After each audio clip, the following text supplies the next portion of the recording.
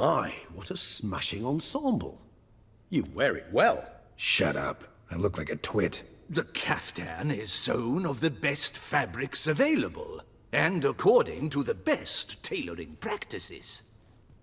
But one must have a modicum of taste to appreciate this. Even the most exquisite robes cover only deficiencies in beauty, never in refinement. Rather not bicker about taste. Don't like to. It's neither interesting nor productive. This particular Witcher has an inborn intolerance for formal occasions. Yet he's to attend just such an event shortly. I expect that's the source of his prickliness. So try not to take things personally, Master Taylor. Rather pity him. For in truth, stage fright overwhelms him. He trembles at the thought that he has no notion how to behave in the presence of Her Grace's Majesty. As well he should. All that being as it may, Toussaint's highest honor, the Order of Vitis Vinifera, demands appropriate attire. The Duchess cannot be expected to drape the medal on a suit of armor caked in mud. Palace protocol places enormous emphasis on form, virtuous tradition, etiquette. Huh. A tradition which values appearances ahead of all else. Which calls for lordly, glistening triviality and misplaced generosity. Sound wistful. Pensive, Regis. That because they refuse to buy you a new outfit? Hardly.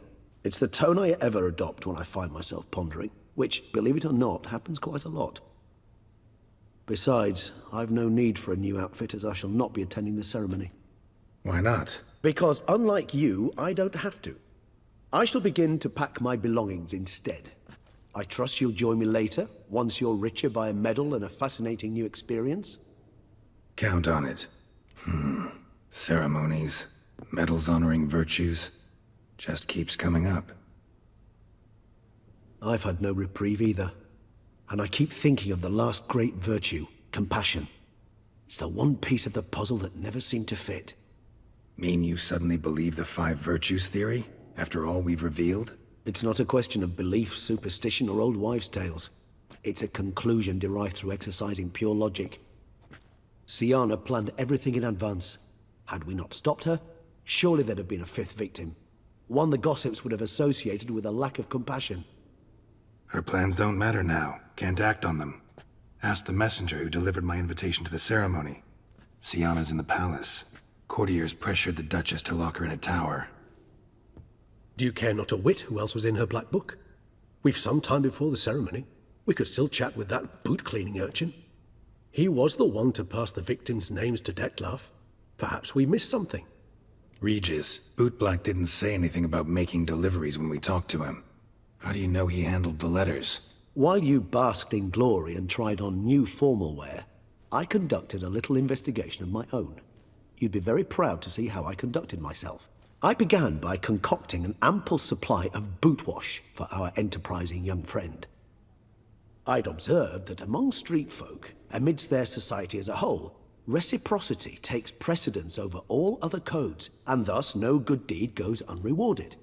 Of course, the same holds true for malicious or destructive deeds. The letters, what's the connection? When the bootblack arrived to collect his bucketful, he hinted he knew more. Simply put, we'd failed to ask the proper questions when we chatted earlier. It took a bit more tongue-loosening, but ultimately he spoke. He admitted he'd handed Dettlaff the letters. He knew this information was valuable to me. In providing it, he was simply repaying me. All in all, why not check up on that? We'll go together, assuming we're done here. I am done, yes.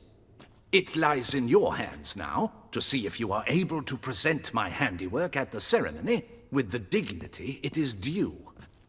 Or if you will first destroy it, crawling about the city's underbelly. Promise to be careful.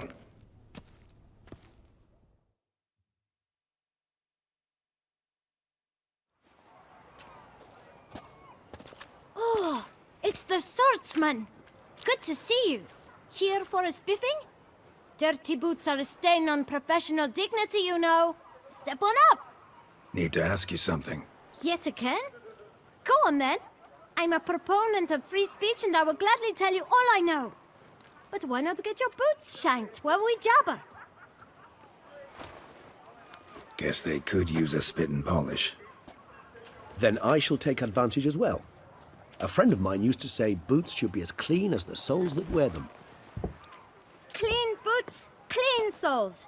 A fine slogan. How's business? Well enough. I can't complain. Though it'd be even better were certain folk to sit down for a shine as they stood and chatted.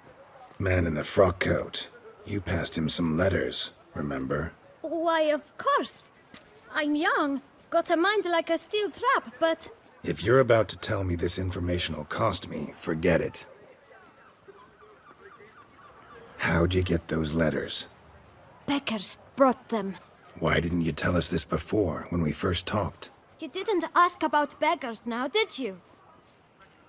Beggars. Tell us more about them. How many were there? Why, 4. 1 for each letter. Just 4? Sure you didn't get a 5th? I can't count, you know. Remember anything else? These beggars have anything in common?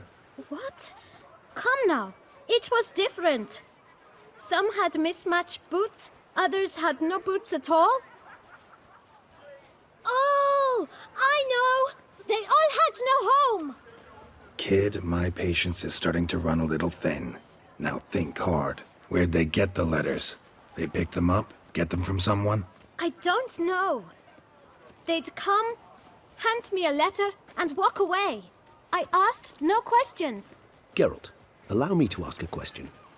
Listen, lad. I'll be glad to mix another batch of that boot shine for you.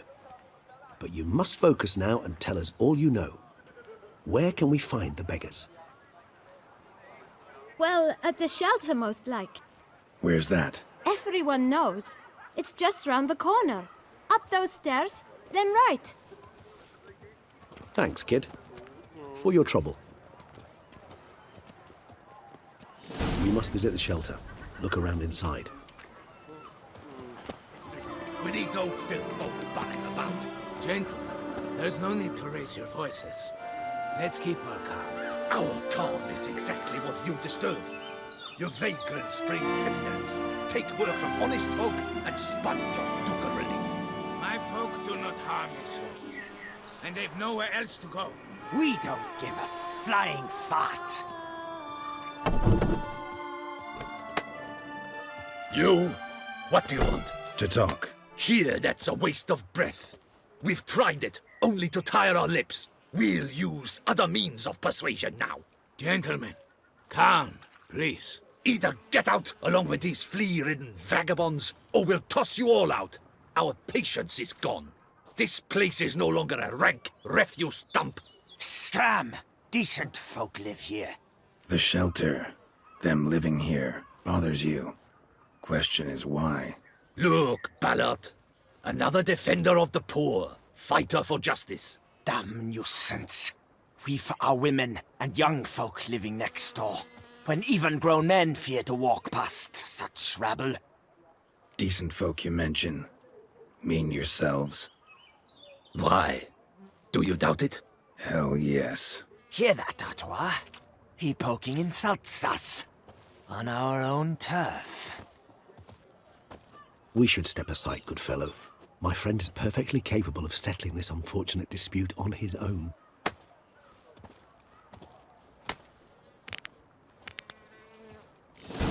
I'll let you